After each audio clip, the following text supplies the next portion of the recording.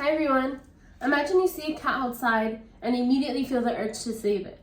Your heart might be in the right place, however, your well-meaning action might be causing more harm than good. Today we will explore what randomly rescuing outdoor cats can often create more problems than it does solve them. This affects everyone who has ever seen a cat outdoors and have felt compelled to intervene, as this can potentially impact millions of cats and their established communities.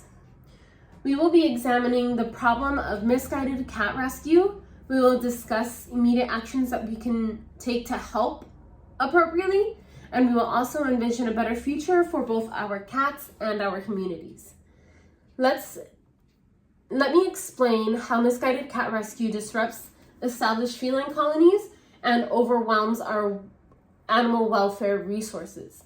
Keep in mind that these cats are already part of an established outdoor community. When we don't interfere, Webb found that in 1995, these established cat colonies control rodent populations, they maintain complex social structures, and they can naturally regulate their population size when properly managed. However, when we interfere, Zafloff studies in 2010 showed us that it can increase in rodent populations, and there can actually be territory wars between neighboring colonies, and it can increase the spread of disease due to new cats moving into vacant territories. This can all happen when those cats are removed and those new cats start to try to fill in those areas, and the disease starts to spread.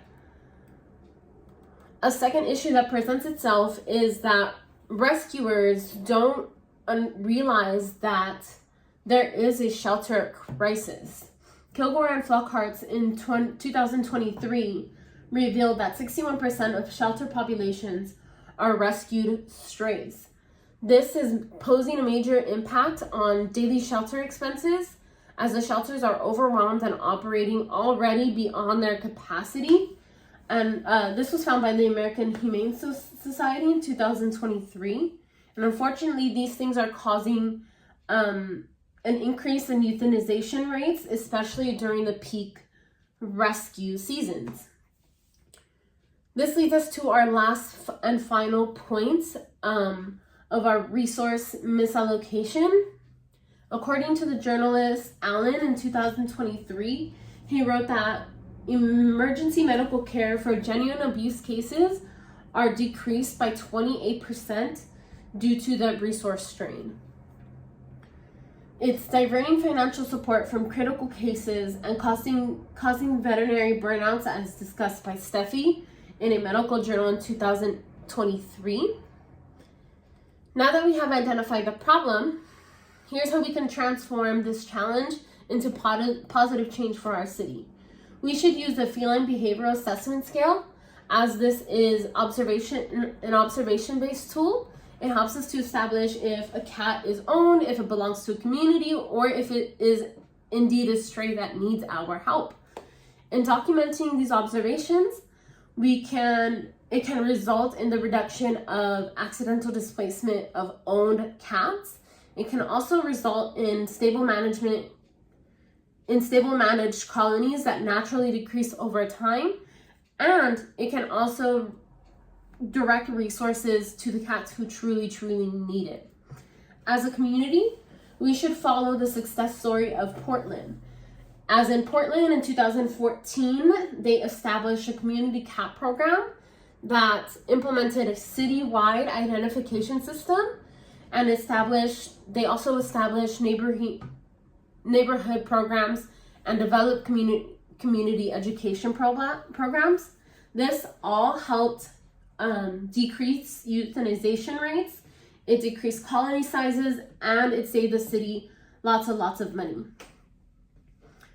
We should also use the trap, neuter, return programs to our best capacity, as it will provide a clear future, and it will help keep our outdoor cat colonies healthy, and it will control our populations.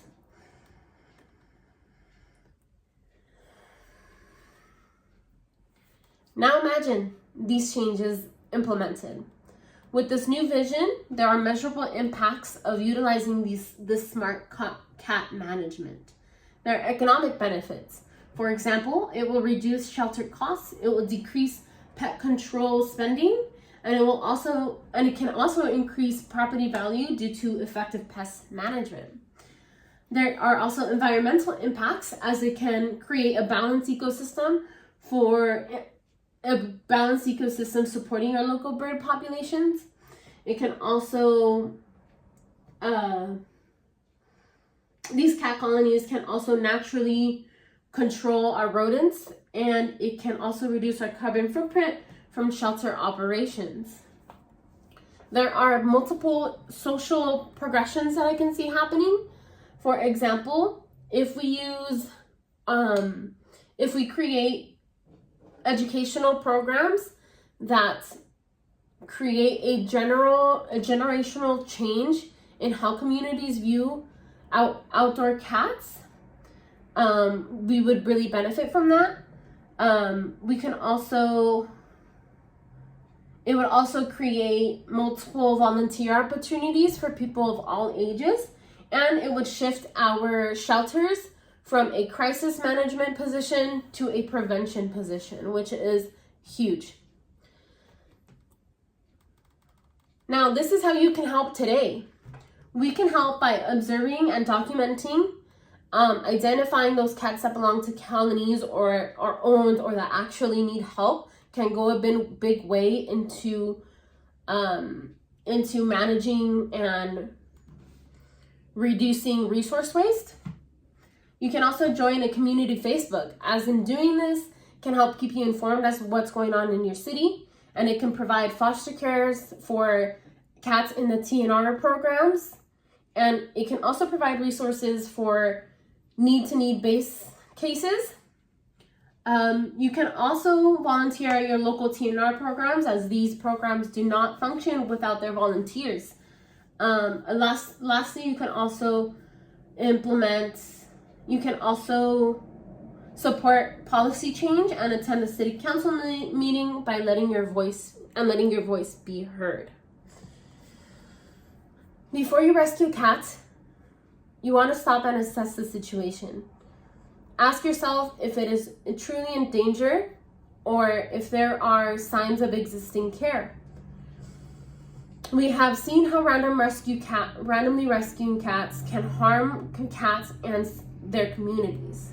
We have also learned how to appropriately help, and we have envisioned a better future for all. It is critical to remember that sometimes the kindest thing to do for our cats is to leave the cat where it belongs. Thank you.